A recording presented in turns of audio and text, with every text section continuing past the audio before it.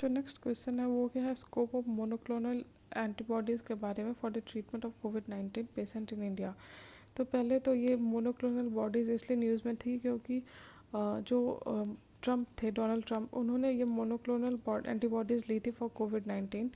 तो आपको समझना होगा, पहले तो ये साइंस का क्वेश्चन है कोविड रिलेटेड कि मोनोक्लोनल एंटीबॉडीज़ क्या होता है और इसका पोटेंशियल क्या इन treating other diseases apart from कोविड-19।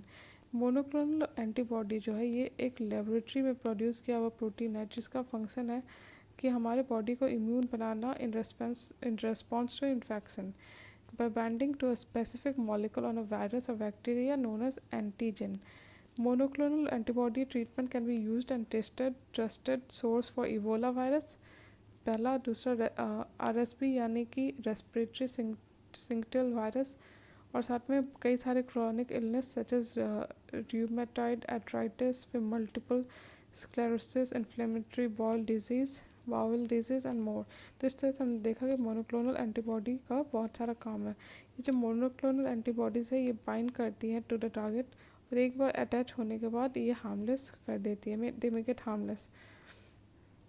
जो स्कोप है मोनोक्लोनल बॉडीज़ का for treatment in Covid patient वो बहुत ज़्यादा है, बहुत सारे सक्सेस स्टोरीज भी हैं। तो इससे क्या होता है, रिड्यूस करता है risk of developing an infection with symptom by 80%। Serum institute जो है इंडिया की और इंटरनेशनल एड्स वैक्सीन इनिशिएटिव ने एग्रीमेंट किया with pharmaceutical major Merck to develop SARS-CoV-2 monoclonal antibodies.